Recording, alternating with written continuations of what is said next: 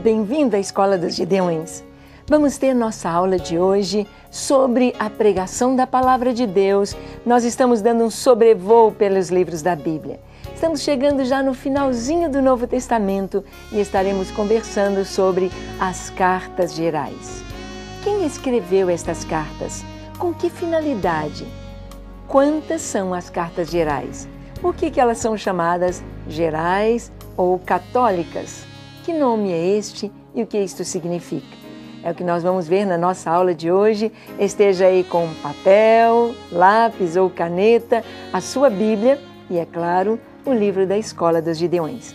E vamos à nossa aula sobre as cartas gerais.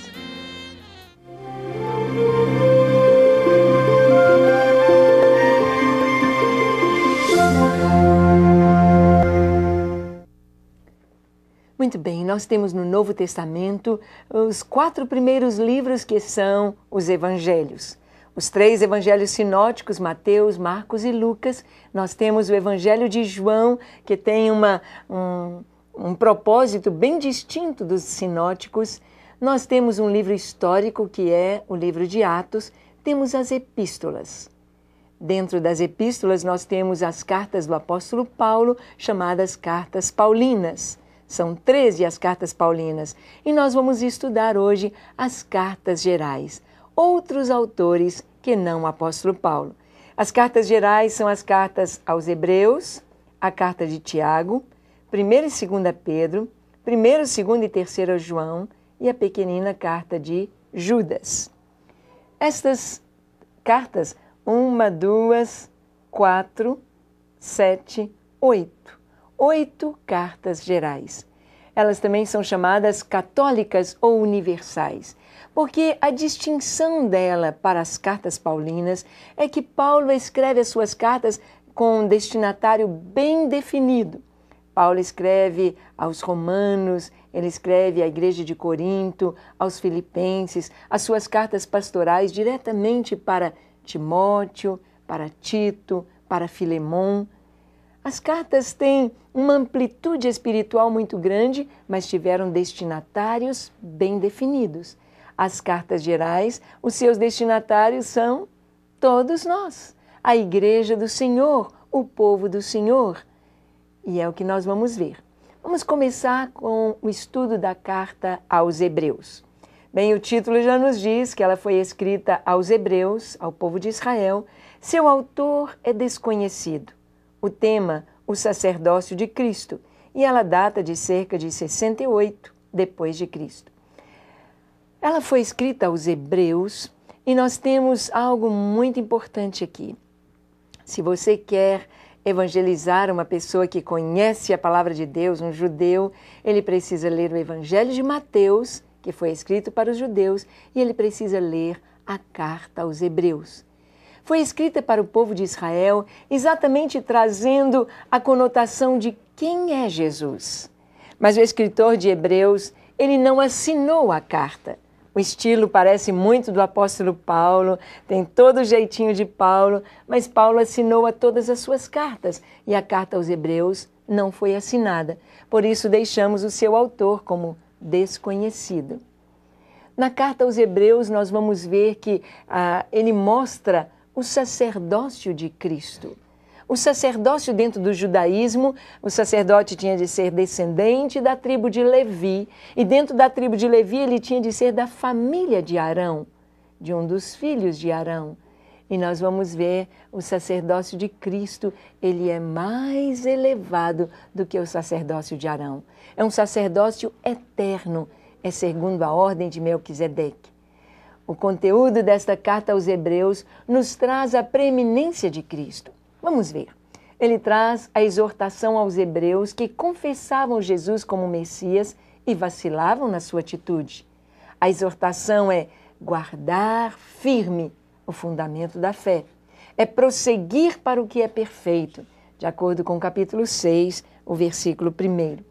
Então, nós vamos ver que no início logo da carta ele vai trazer uma exortação para o povo de Israel. No capítulo 5, finalzinho do capítulo 5, começo do capítulo 6, o autor da carta aos Hebreus chama a atenção do povo de Deus dizendo, olha, pelo tempo que vocês já têm na fé, já era para vocês serem mestres. Vocês já conhecem as Escrituras, vocês tinham de ser mestres, mas ainda estão no leite. Ainda é necessário lembrar a vocês os fundamentos da fé. E aí o escritor da carta aos Hebreus lembra os fundamentos da fé, a doutrina dos batismos, das obras, arrependimento de obras mortas, e ele fala sobre o juízo final, sobre a imposição de mãos, etc., falando que eles ainda não tinham crescido o tanto que deveriam, olhando-se o tempo decorrido de fé. Nem sempre a idade cronológica de um cristão corresponde à sua idade espiritual. Às vezes já tem um tempão de crente, mas ainda é um bebê na fé. E os cristãos hebreus estavam vivendo assim, presos à lei, presos às coisas do Velho Testamento, sem enxergar a luz do Novo Testamento, a luz do Espírito Santo sobre os rituais do Antigo Testamento. Então, a palavra-chave na carta aos Hebreus é superior. Cristo é melhor do que os anjos, do que Moisés, do que Josué, do que Arão. A palavra-chave é superior. Vamos encontrar dentro do cristianismo Jesus sendo superior aos anjos. Ele começa exatamente trazendo esta palavra logo no início, no primeiro capítulo, quando ele diz, Deus antigamente nos falava aos pais pelos profetas, agora nos últimos dias ele tem nos falado através do Filho.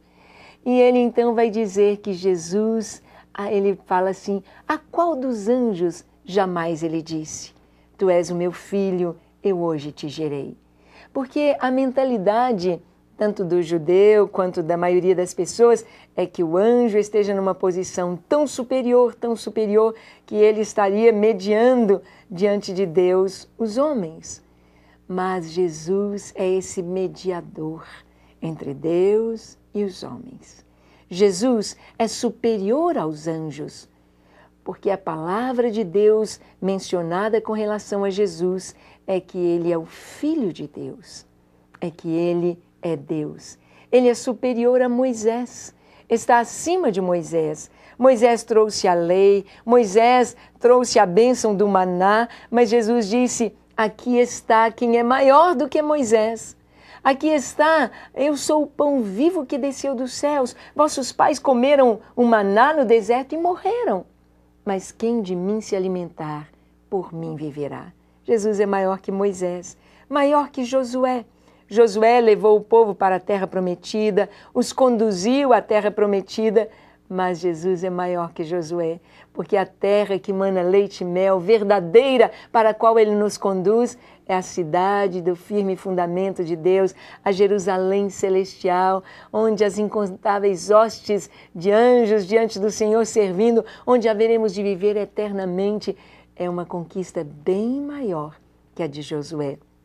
E ele é maior do que Arão, quando fala do sacerdócio, porque antes de Arão existir, Moisés, aliás, Abraão, entregou os seus dízimos a um homem, a um sacerdote chamado Melquisedeque.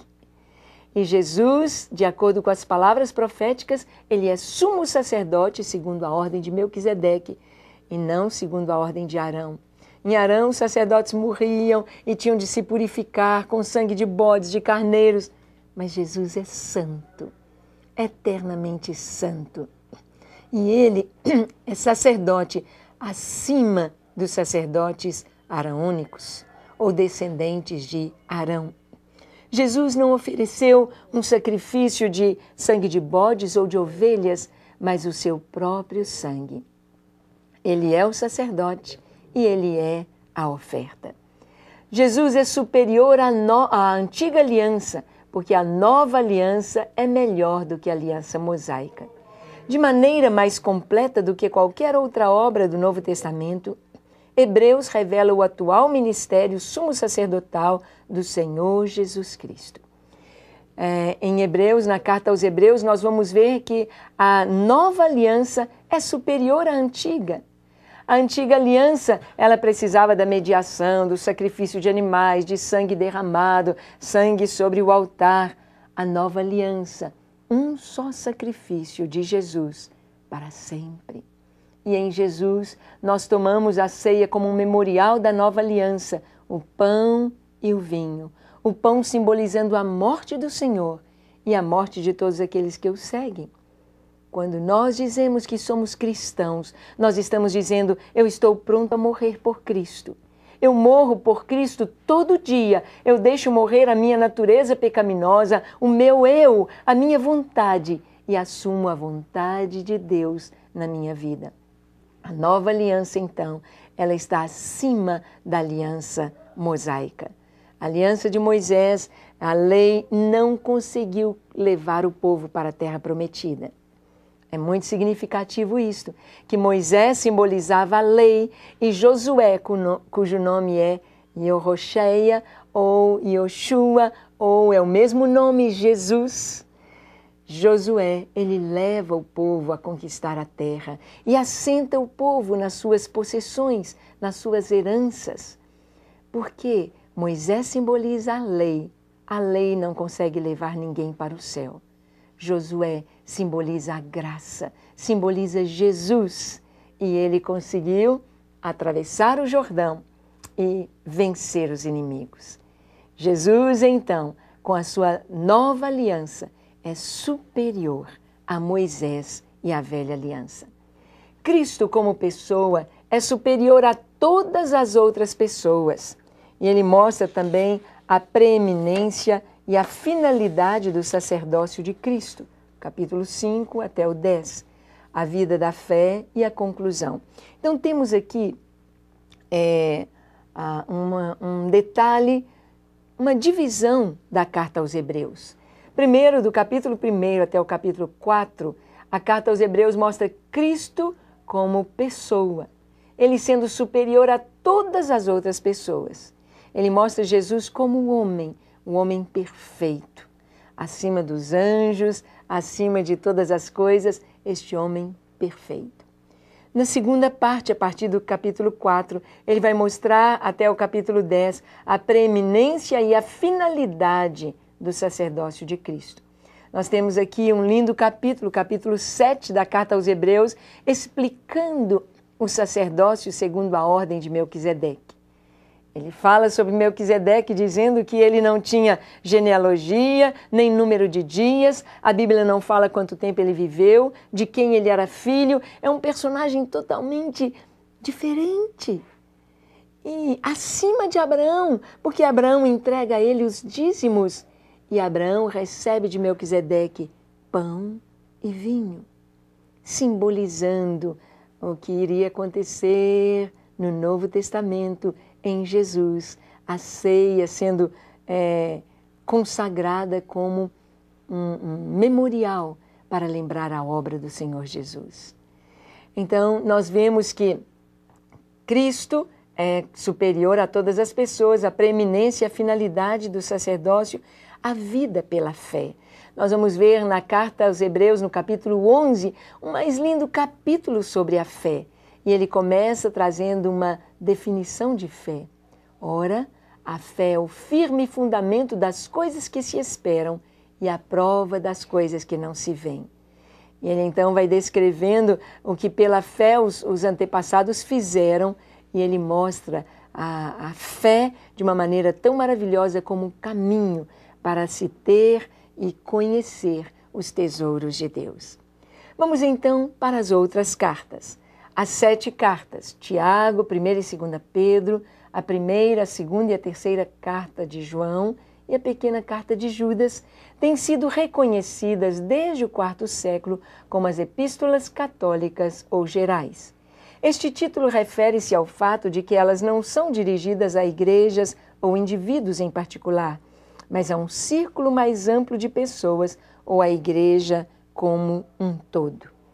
Então, nestas 7 cartas chamadas católicas ou universais ou cartas gerais, nós vamos encontrar a direção do Espírito Santo para todo o povo de Deus. Não são cartas escritas com um destinatário específico, mas elas irão para todos. Para todos. Embora até pareça que tem um destinatário específico, como as duas pequenas cartas de João, a primeira, a segunda carta e a terceira, mas nós vamos ver que o aspecto é bem amplo. Então, nós vamos ao estudo destas 7 cartas gerais. A primeira, Hebreus, foi direcionada ao povo de Israel, mostrando a preeminência de Cristo. E estas 7 cartas vão ser escritas para a Igreja do Senhor, e a primeira delas é a Epístola de Tiago. O tema central de Tiago é a religião, tereskeia no grego, no elevado sentido da prática em benefício dos outros como resultado e prova de fé. A carta de Tiago, ela é uma carta linda, linda. Ela não tem tanta doutrina, tantos fundamentos doutrinários, mas é uma carta prática e cheia de amor. Tiago nos fala sobre a importância de ser tardio para falar, tardio para se irar e pronto para ouvir. Tiago mostra os perigos da língua no capítulo 3, quando ele diz que a língua é como um pequeno leme que controla todo o navio que pesa toneladas, que a língua é como uma faísca que põe em fogo, que incendeia uma floresta imensa. Ele fala da importância da palavra, da língua. Tiago fala no capítulo 1, verso 27, que a religião pura e sem mácula é visitar os órfãos e as viúvas nas suas tribulações e a si mesmo se guardar incontaminado do mundo. Tiago nos mostra de uma maneira muito prática a questão da fé e das obras. De início parece que Tiago está brigando com o apóstolo Paulo, mas isso não é verdade. Seus comentários sobre a justificação, no capítulo 2, não contradizem os ensinos de Paulo sobre a doutrina, mas a completam do ponto de vista prático. Quando você lê Tiago e lê Paulo, Paulo diz que a justificação é pela fé. Justificados, pois, mediante a fé, temos paz com Deus, mediante o nosso Senhor Jesus Cristo. E Paulo diz que a salvação não vem das obras para que ninguém se glorie. E o Tiago fala, você diz que tem fé e não tem obras? Mostra-me a tua fé sem as obras e eu com as minhas obras te mostrarei a minha fé. Tiago, ele não está brigando com Paulo. Ele não está entrando em conflito com Paulo. Mas Tiago está mostrando o lado prático da fé. Não adianta eu dizer que creio em Deus se eu deixo meu irmão passar fome ao meu lado. Não adianta eu dizer que amo a Deus se eu não visito o órfão, a viúva, se meu coração não se enternece, não se condói do caído à beira da estrada no meu caminho. Tiago, então, ele vem mostrar o lado prático da vida cristã. É como um barco com 2 remos. Fé é um remo e obras é o outro remo. Eu tenho para ir para frente, eu preciso remar com fé e obras. Se eu remar só com as obras, eu vou girar em círculos para um lado. Se eu remar só com as obras, eu vou girar em círculo para o outro lado. Então eu preciso remar com os 2 remos, fé e obras. E Tiago, ele nos traz no final do seu capítulo a orientação sobre ganhar as pessoas para o Senhor, sobre a oração da fé, orar pelos enfermos, a unção com óleo, sobre aguardar a vinda do Senhor e sobre o perigo de se pensar que o mais importante sejam as riquezas. Tiago fala que não se deve fazer acepção de pessoas, mas fazer a vontade de Deus. E vamos ver, a próxima carta é a primeira epístola de Pedro. O propósito da epístola é de exortação e de testemunho. A chave do pensamento é o sofrimento do cristão. Pedro insiste na firmeza cristã em tempos de sofrimento, à luz da esperança do crente no Redentor ressurreto. Na primeira epístola de Pedro, nós vamos ver que ele está trazendo uma mensagem de carinho, de exortação para aqueles que estão sofrendo por causa do Evangelho. Pedro diz, olha, se eu sofrer por causa do meu pecado, não estou sofrendo nada demais, eu estou levando as consequências. Mas se eu sofro injustamente, se eu sofro por causa de Cristo, aí existe galardão, aí existe recompensa. Então Deus está vendo e eu serei recompensado. Pedro escreve como um moribundo para moribundos. Ele escreve para aqueles irmãos que estavam sendo lançados nas arenas, jogados às feras, crucificados, queimados vivos. E ele diz: meus irmãos, não pensem que só vocês estão sofrendo isto, mas em toda a nossa irmandade, em todo o mundo, os crentes estão sofrendo. O povo de Deus está dando a vida pela sua fé por Jesus. Pedro traz esta palavra de encorajamento, lembrando que Jesus havia dito com ele, logo depois da ressurreição do Senhor, quando ele se encontra com Pedro. Este texto está em João, capítulo 21. Jesus, ressurreto na praia do Mar da Galileia, se encontra com Pedro e diz: Pedro, tu me amas? Ele diz: sim, Senhor, eu te amo. Eu gosto muito de ti. Aí o Senhor diz: Pedro, você gosta muito de mim? Usando a palavra que ele usou. E Pedro diz: oh, Senhor, tu sabes que eu te amo.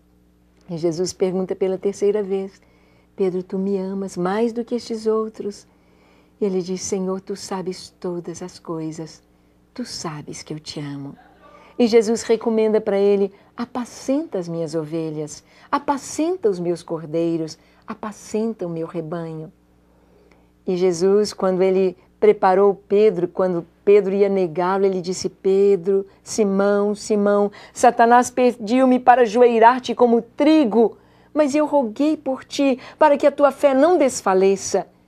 E quando você se converter, Pedro, fortalece os teus irmãos. E nós vamos ver exatamente na carta de Pedro, ele fortalecendo os irmãos, ele trazendo palavras de ânimo para aqueles que estavam prestes a morrer por Cristo. Vamos ver que a epístola está cheia de exortações para uma vida piedosa. Está repleta de citações e alusões ao Velho Testamento. Pedro fala sobre esta vida piedosa, esta vida bonita na presença do Senhor. Esta vida, ele orienta no capítulo 3, como a mulher deve ganhar o marido. Ele diz: minha irmã, se seu marido ainda não é crente, não é salvo, você vai ganhá-lo sem palavras. Não fale nada. Não o aperte com a palavra ou com medo da perdição do inferno. Você vai ganhá-lo com amor, com a sua atitude de submissão, de carinho. Você vai ganhá-lo sem palavras.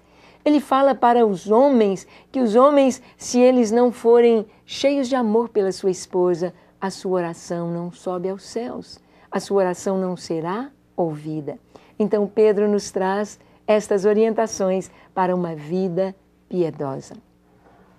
E ele fecha a sua carta trazendo orientações para que nós possamos ter uma vida santa. E ele fala muito do Velho Testamento, lembrando que o Senhor diz: sede santos, porque eu, Senhor, sou santo. Vamos então à sua segunda carta, a segunda carta de Pedro. A segunda epístola de Pedro e a segunda carta de Paulo a Timóteo têm muito em comum. Em ambas as cartas, os seus autores estão aguardando o martírio, de acordo com o que está em 2 Timóteo 4:6 e 2 Pedro 1, versículo 14. Então, Paulo ele escreve a sua última carta a Timóteo. E no capítulo 4 ele diz: Timóteo, eu sei que me resta pouco tempo. Eu estou sendo oferecido como libação e pouco tempo me resta. Mas uma coisa, Timóteo, eu quero que você saiba. Eu combati o bom combate. Eu completei a carreira, eu terminei a minha missão e eu guardei a fé. Já agora a coroa da justiça me está guardada, a qual o Senhor, o reto juiz, dará não somente a mim, mas a todos os que amam a sua vinda. E Paulo traz recomendações a Timóteo. E Pedro também, na sua segunda carta, está prestes a partir. A primeira carta de Pedro, ela foi escrita num grego bem refinado, uma linguagem mais erudita, mais bonita, mais fina, porque ele teve a ajuda de Silvano para escrever a primeira carta. mas a segunda carta já é o Pedrão mesmo escrevendo. O grego já não é tão refinado, mas a mensagem profundamente importante e maravilhosa, porque vem do coração de Deus. Então, nesta segunda carta de Pedro, nós vamos ver que ambas, a primeira e a segunda, estão cheias de alegria. Ambas prevêem o afastamento da fé que chegará ao auge durante os últimos dias. E uma ênfase parecida sobre o perigo da falsa doutrina encontra-se em 1 João 4, em 2 João 7 e em Judas. Então, vemos que as duas cartas de Pedro, tanto a primeira quanto a segunda, estão cheias de alegria. Nesta segunda carta, o Pedro diz assim: eu estou prestes a deixar este tabernáculo, como o Senhor Jesus já me falou.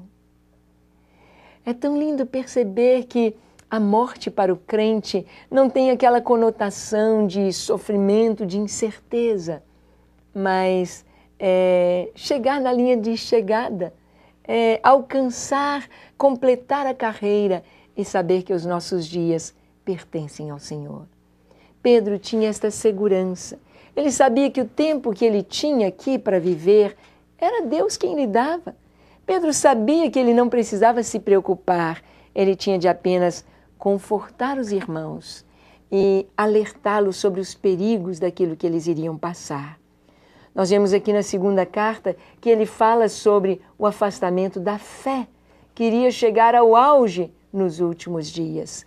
Pedro então prepara, ele dá uma ênfase sobre o perigo da falsa doutrina. Na época de Pedro já havia falsas doutrinas, já havia gente pregando coisas totalmente erradas. E é interessante que o capítulo 2 da carta de Pedro é quase igual a uma boa parte da carta de Judas, quando eles estão falando sobre a apostasia, sobre as pessoas que se afastam da verdade. Pedro nos alerta, assim como João, assim como Judas, vão nos alertar sobre os perigos do final dos tempos em apostasia, heresias e falsos ensinos. O autor de ambas as cartas é Pedro. O tema é os últimos dias, o tema da segunda carta. Ela data de cerca de 66 depois de Cristo. A ênfase da epístola é a denúncia eloquente da heresia na doutrina e na vida. Então, esta segunda carta de Pedro é um alerta para a igreja a respeito das falsas doutrinas. Por isso que é importante para o Gideão da oração, da adoração, da pregação da palavra, conhecer a palavra de Deus, estar firmado nela, estudá-la, conferir, porque muitos ensinos falsos viriam, já estavam desde o começo da igreja e vão se avolumando. Às vezes se toma um versículo fora do contexto e se forma uma doutrina em cima dele. Nós precisamos ver dentro da hermenêutica, da interpretação da Bíblia, que aquela parte deve ter concordância com toda a harmonia da Bíblia. Não pode ser tirado isoladamente. Pedro fala sobre isso nessa segunda carta como se fosse na sua despedida da igreja, dizendo: fiquem firmes. Há um galardão, há uma promessa, e como se ele dissesse: cuidado, cuidado com os falsos, segurem na firme palavra de Deus. Os assuntos importantes na epístola são a confirmação da chamada e a eleição do cristão pela prática das virtudes cristãs. Então, Pedro vai falar de uma maneira tão linda que nós precisamos de aplicar as virtudes cristãs, viver estas virtudes. Então, ele diz sobre a perseverança, sobre o amor ao próximo, sobre caminhar com Deus. Então, o caráter do cristão, as virtudes cristãs são fundamentais para uma vida plena na presença do Senhor. São fundamentais como um atestado de que o Espírito Santo está agindo no coração. Vamos ver então agora a primeira epístola de João. O autor é o apóstolo João, o tema é a comunhão, ela data de cerca de 85 da nossa era, é uma carta do pai aos seus filhinhos. Então, a primeira carta de João. Vamos ver que João escreve de uma maneira muito peculiar. João, ele escreve fazendo, como no livro de Provérbios, fazendo antíteses e fazendo afirmações paralelas para trazer uma confirmação daquilo que ele está anunciando. João é chamado o apóstolo do amor, porque João era o mais novo de todos os discípulos, de todos os 12, e a Bíblia nos diz, ele mesmo nos conta no seu evangelho, que ele era aquele que reclinava a cabeça no peito de Jesus. Bem íntimo. Queria ouvir o Senhor, queria sentir o Senhor, era o mais pegajoso, era aquele discípulo bem próximo do Senhor. João esteve presente junto com Pedro e Tiago, seu irmão, em todos os momentos preciosos de Jesus, na transfiguração, na ressurreição da menina filha de Jairo e ali na cruz. Jesus se dirige a João. De todos os seus discípulos, João estava ali e Jesus se dirige a ele. João e Tiago eram filhos de Zebedeu e a Bíblia nos mostra que a mãe deles era irmã de Maria. Então, Tiago e João eram primos de Jesus, bem conhecidos do Senhor. E o Senhor tinha um carinho muito especial com eles. João, ele escreve a primeira carta e ele vai trazer muito a tônica é comunhão. Comunhão com Deus, comunhão uns com os outros.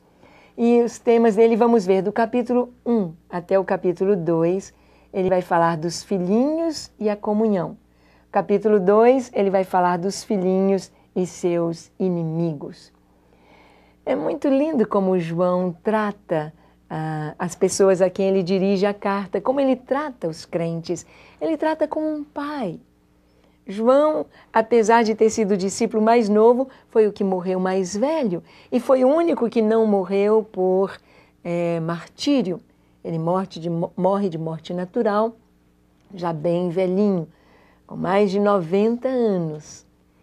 Ele passou, sim, pela prisão na ilha de Patmos. Ali ele foi muito maltratado, tratado como um prisioneiro, mas ali na ilha de Patmos, João teve a visão da glória de Deus, a visão do Apocalipse.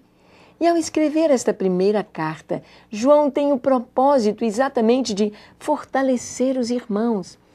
É interessante pensar que Paulo, que escreve as cartas paulinas, Paulo é um fazedor de igrejas. Ele entra, ele viaja, por onde ele vai plantando igrejas.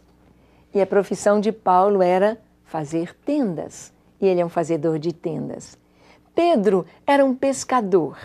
E Jesus manda que Pedro lance a rede à direita do barco e ela vem cheia de grandes peixes. E o Senhor disse, você vai ser pescador de homens.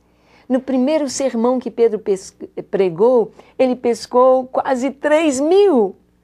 A segunda vez que ele prega, o número sobe para mais de 5.000.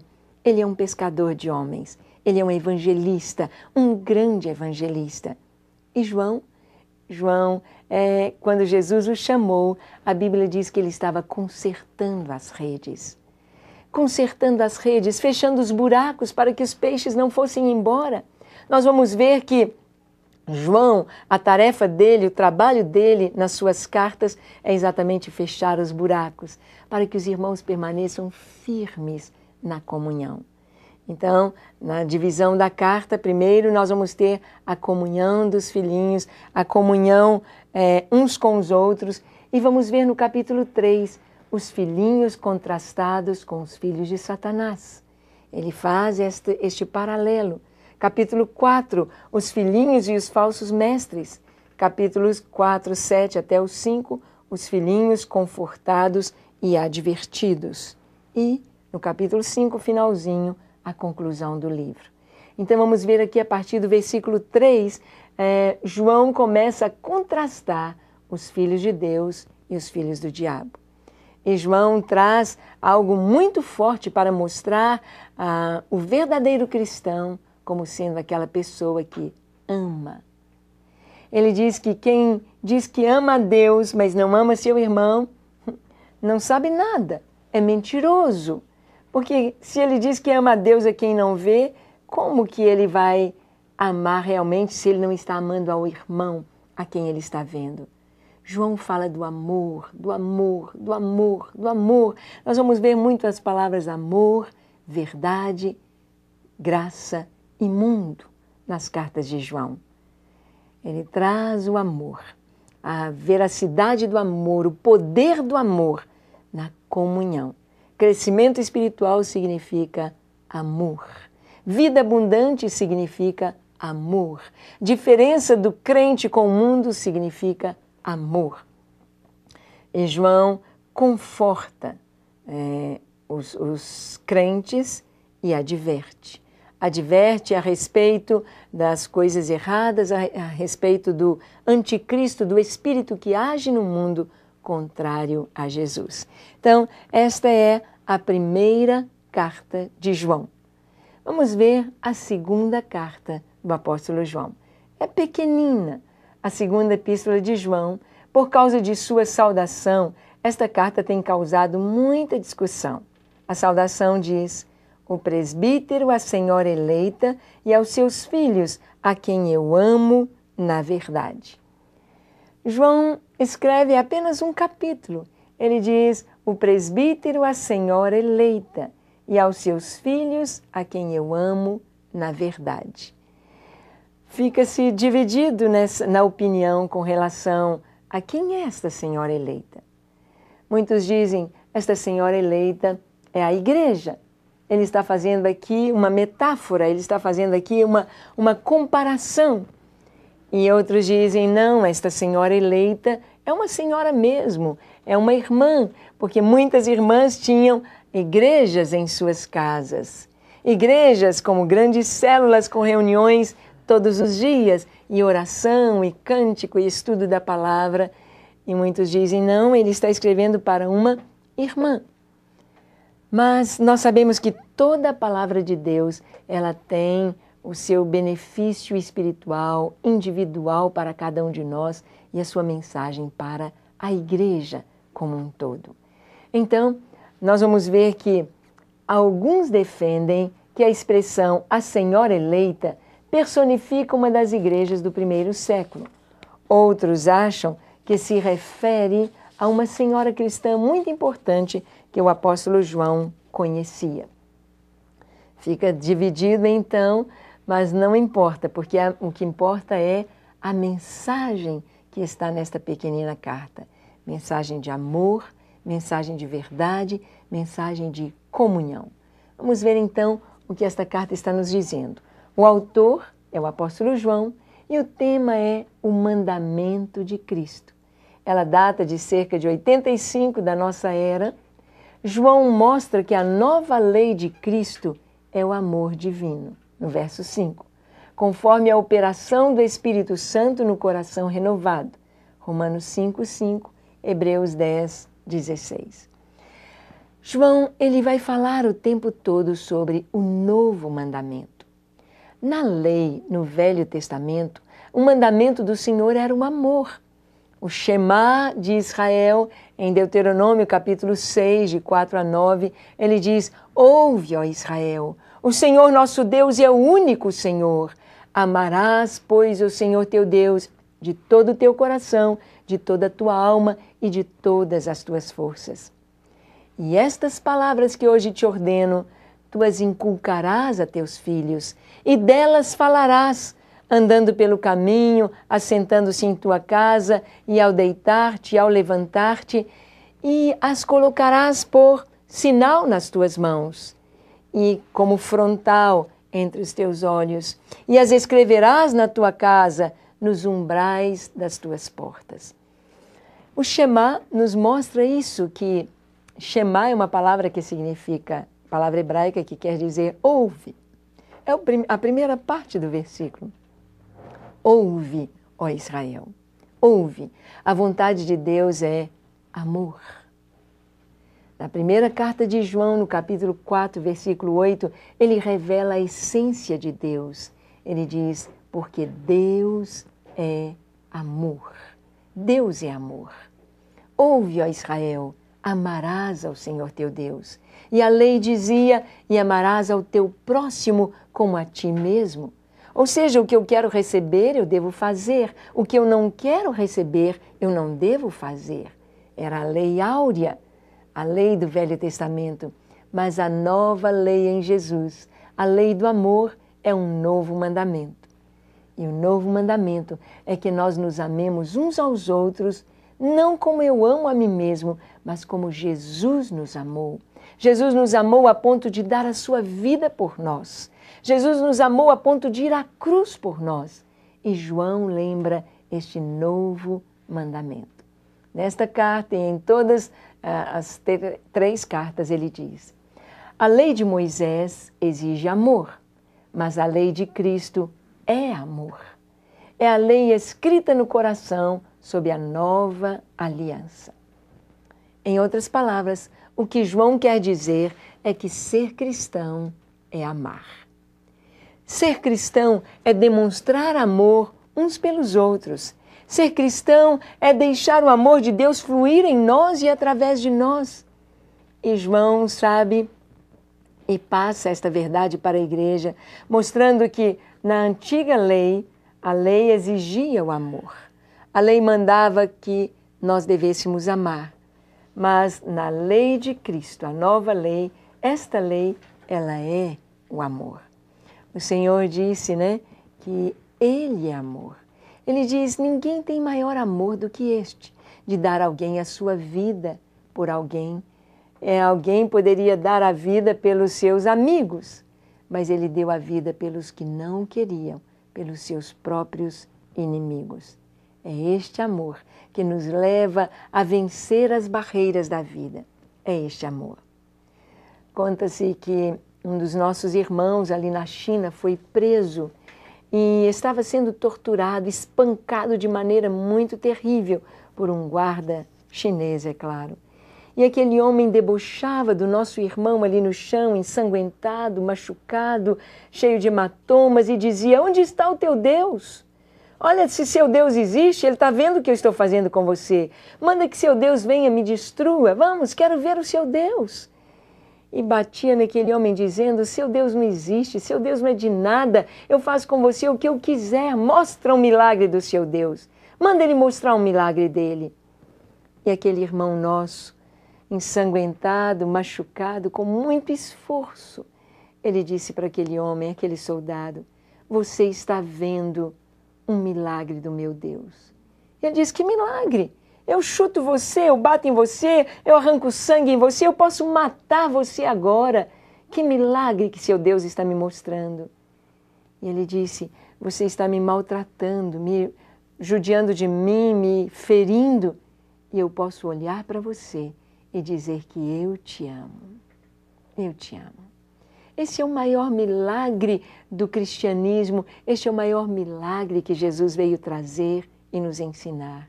Amar, porque a natureza humana foge do amor.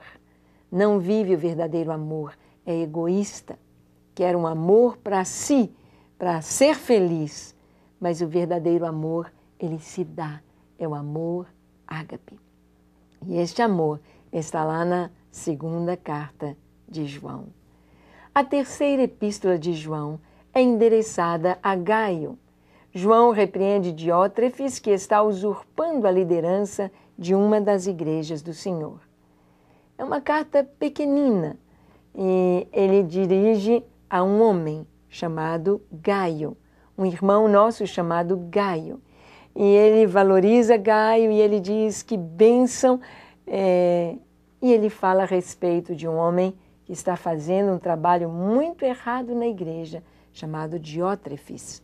Diótrefes está usurpando a liderança e Diótrefes não permitia, não aceitava as pessoas que João mandava. João mandava pregadores, João mandava outras pessoas para fortalecerem a igreja e o Diótrefes não deixava que as pessoas falassem. Ele queria ter a primazia. João escreve a Gaio mostrando os donos de igreja. pessoas que acham que eles que mandam, eles que escolhem, eles que fazem, e a igreja é deles. Diótrefes continuam existindo até hoje. Pessoas que às vezes começam o trabalho ou têm um dízimo alto e eles querem manipular a liderança, os pastores, os irmãos. Esta pequenina carta, nela João nos diz que Diótrefes está totalmente contrário à vontade de Deus e à palavra do Senhor. E João vai elogiar um outro irmão. Esse Diótrefes rejeita a autoridade do apóstolo João, recusando receber os irmãos, que eram ministros itinerantes junto às igrejas locais. Então, João, ele repreende Diótrefes, escrevendo para o líder da igreja, escrevendo para Gaio. E vamos ver também, prosseguindo aqui, nós vamos ver que este homem se apresenta como um dos primeiros exemplos da ambição, do domínio dentro da igreja. O autor da carta é o apóstolo João e o tema é Andando na Verdade. Ela foi escrita cerca de 85 da nossa era. João, ele elogia um homem chamado Demétrio. Demétrio é aquele homem segundo o coração de Deus, que é líder, mas que é humilde. Nós sabemos que uma das maiores virtudes cristãs é exatamente a humildade. É ter um coração humilde na presença do Senhor. João, ao escrever a sua segunda carta, ele diz aqui, aliás, a terceira carta, ele diz: Amado, procedes fielmente naquilo que praticas para com os irmãos, e isto fazes mesmo quando são estrangeiros, os quais perante a igreja deram testemunho do teu amor. João então elogia o serviço, o trabalho de Gaio na igreja. Coisa linda sabermos que Deus está vendo o nosso trabalho. Ele conhece, Ele sabe. E o Senhor está vendo homens como esse Diótrefes que quer a primazia, mas em contrapartida nós temos Demétrio. Aqui no versículo 12, quanto a Demétrio, todos lhe dão testemunho, até a própria verdade, e nós também damos testemunho, e sabes que o nosso testemunho é verdadeiro. Então, a terceira carta de João traz para nós esta exortação de que Deus está vendo. Deus está atento àquilo que estamos fazendo, àquilo que estamos vivendo, e é Ele quem nos recompensará. Vamos ver então a próxima carta, ou a última das cartas gerais, que é a epístola de Judas. Judas, irmão de Tiago. Ele pode ter sido um dos irmãos do Senhor Jesus, de acordo com Mateus 13:55 e Marcos 6:3. Judas, ele diz, irmão de Tiago. Esse Tiago é o Tiago, irmão de Jesus. Nós vemos aqui a humildade de Judas. Durante todo o ministério de Jesus, os irmãos de Jesus não o receberam, não o aprovaram, não andaram junto com Jesus. Durante aqueles 3 anos e meio em que Jesus andava com os discípulos, os seus irmãos não foram junto com ele. Aqui em Marcos, no capítulo 6:3, está escrito os nomes dos discípulos, dos irmãos de Jesus, a sua família. Marcos, capítulo 6, versículo 3. Está escrito assim: Não é este o carpinteiro, filho de Maria, irmão de Tiago, José, Judas e Simão? E não vivem aqui entre nós suas irmãs? E escandalizavam-se nele. O filho do carpinteiro, com seus irmãos, Tiago, Simão, José, Judas. Judas, então, ele se coloca aqui na carta escrevendo Judas, irmão de Tiago, dentro desta humildade. Nós vemos que as pessoas, quando têm um título ou quando têm um parentesco, elas logo querem realçar. Judas se mantém na humildade, levantando o nome de Jesus e deixando que Cristo apareça e não ele. O texto está aí, não é? Não é este o carpinteiro, filho de Maria, irmão de Tiago, José, Judas e Simão? E não vivem aqui entre nós as suas irmãs? E escandalizavam-se nele. Marcos, 6:3. Em Gálatas 1:19, Paulo diz: e não vi outro dos apóstolos, senão Tiago, o irmão do Senhor. O apóstolo Paulo nos conta como que Tiago teve um encontro com Jesus ressurreto e ele se converte. Tiago torna-se o líder da igreja em Jerusalém. Ele preside a assembleia da igreja em Atos capítulo 5, ele dá o parecer final, escreve cartas aos irmãos gentílicos e Judas se diz irmão de Tiago. Então Judas, assim como Tiago recebeu de Jesus, recebeu da criação ali juntos, tantas coisas, Judas também vai passar a sua experiência de vida e aquilo que Deus lhe tem dado. Na sua pequenina carta, que é de um capítulo apenas, Judas é uma carta de exortação dos perigos dos falsos. O autor é Judas, o tema é a defesa da fé, data cerca de 68 depois de Cristo. Os irmãos do Senhor não criam nele a princípio, João 7:5, mas depois da ressurreição dele, eles se converteram em seus seguidores. Em Atos 1:14 vamos ver isto, que eles se convertem.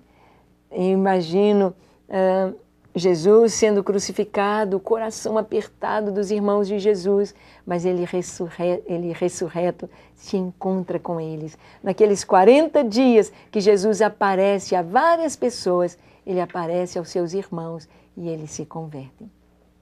Em Atos 1:14 está escrito: todos perseveravam unânimes em oração com as mulheres, estando entre elas Maria, mãe de Jesus, e com os irmãos dele. Os irmãos ali estão presentes e eles também foram batizados com o Espírito Santo. Lá em Atos capítulo 2 nos menciona isto. A mensagem de Judas é uma das mais severas do Novo Testamento.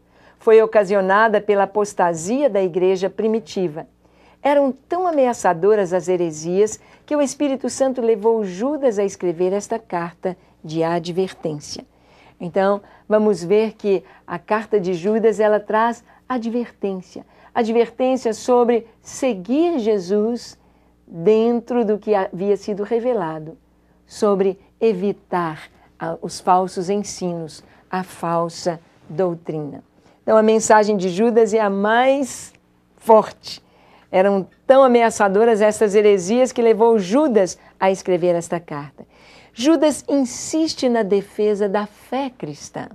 Você pode ver isto. Ele insiste na defesa da fé cristã por causa da contaminação das doutrinas dos falsos mestres que já estavam se infiltrando na igreja. Já estava havendo esta contaminação e Judas, então, traz estas falsas doutrinas. E, finalmente, Judas descreve estes heréticos com palavras de fogo, mostrando com vivacidade como a apostasia conduz à vida de pecado e o distanciamento de Deus. Bem, nós vemos que a palavra de Deus nos traz esta orientação para que nós possamos viver dentro do que nos foi revelado, viver dentro do seu querer, dentro da sua vontade, cumprir o seu propósito. E esta advertência para permanecermos firmes. Gideão da oração, Gideão da pregação da palavra, Gideão da adoração, permaneça firme na palavra, conhecendo a vontade de Deus. Amém? Continue estudando, lendo a sua Bíblia com muito carinho. Até a nossa próxima aula, se Deus quiser.